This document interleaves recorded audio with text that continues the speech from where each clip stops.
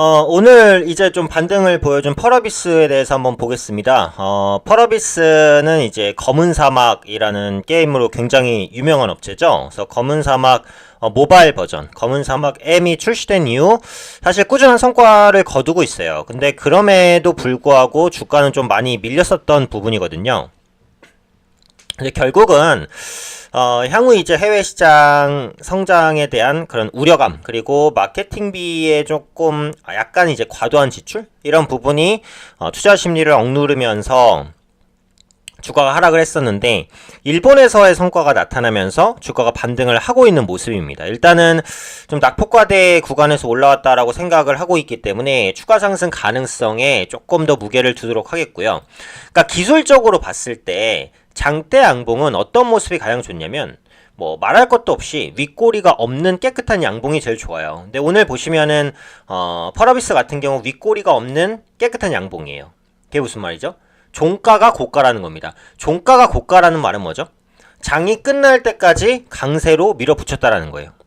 매물이 없었거나 매도세가 있었어도 그걸 다 소화하면서 그걸 먹고 갔다라는 거죠. 그런 만큼 윗꼬리가 없는 깨끗한 양봉이 발생한 것은 긍정적인 신호고, 더군다나 지금 그동안 많이 눌려 있었잖아요. 그래서 매물대가 사실은 좀 있었어요. 근데 그런 부분들을 쉽게 소화를 했다라는 거예요. 제가 다시 한번 말씀드리지만, 그러니까 매물대가 없진 않았죠. 있었는데 그런 부분들을 소화를 했다라는 거예요. 물론 내일 또 추가 상승을 할지 그 부분은 지켜봐야겠지만, 바닥권에서 이 정도 강한 수급이 들어오기는 쉽지 않거든요. 그런 만큼 추가적인 반등 기대감은 충분히 남아있다라고 생각을 합니다. 일단은 그 관련된 이슈를 한번 보면, 결국 펄어비스 같은 경우 검은 사막이 이제 해외에서 성공할 것이냐, 이 부분이 이제 중요했는데, 일본 모바일 게임 시장에서 괄목할 만한 이제 성과를 거뒀어요. 그래서 지금 일본의 그 마켓 순위를 보면은, 일본 앱스토어 매출에서 이제 2위까지 한때 올라가기도 했고요.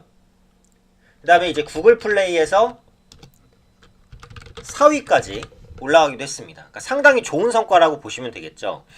사실 이제 국내 성공보단 일본 성공이 기본적으로는 더 좋아요. 왜냐면은 일본 같은 경우 이제 모바일 게임 시장의 규모가 한국의 3배 정도 됩니다. 뭐 당연하죠. 인구가 훨씬 더 많기 때문에.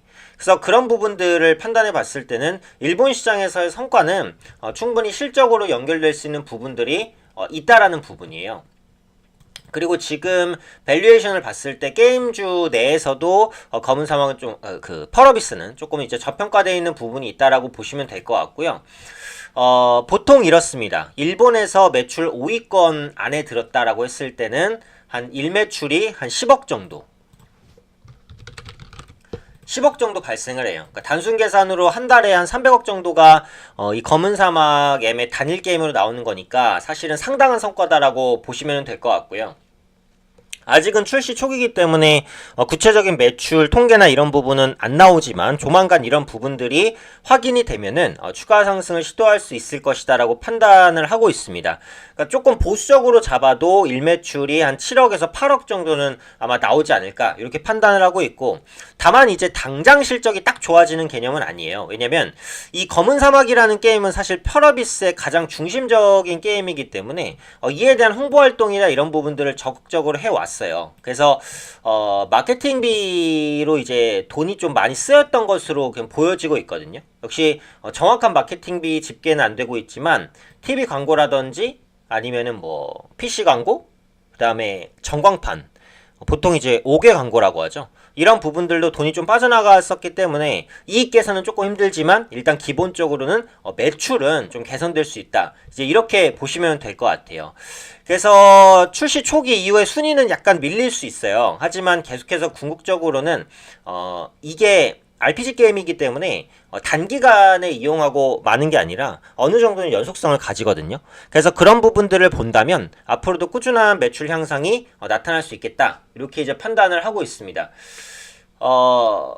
추가적인 이제 게임 모멘텀도 일단은 좀 가지고 있다라고 보여지고 있어요. 그래서 그 네디즈와 공동 개발 중인 이브 에코스, 아직은 출시 일정이 안 나왔는데 앞으로 이제 이런 부분들을 조금씩 공개해 나갈 것으로 보이고, 물론 현재는 어쨌든 검은 사막입니다. 네, 검은 사막 모바일 일본 출시가 됐고 일단은 초기 성과가 좋았기 때문에 주가가 올라왔다. 이제 이렇게 보시면 돼요. 그래서 앞으로 추가적인 상승 여부는 조금 더 이제 지켜볼 필요는 있겠다. 이렇게 보시는 게 맞을 것 같고 현재 시점에서 이제 예상하고 있기로는 아까도 말씀드렸듯이 실적이 본격적으로 개선되는 건 아마 2분기라고 생각을 해요. 왜냐면 마케팅비에 대한 그런 집행, 광고비 집행 이런 부분들이 좀 있었으니까. 그래서 당장보다는 한 중기적인 관점에서 좀 기대되는 종목이다라는 거고, 수급도 보시면 기관과 외국인이 계속 꺾였다가 횡보를 보인 이후 최근에는 기관과 외국인이 이제 양매수에 들어왔습니다.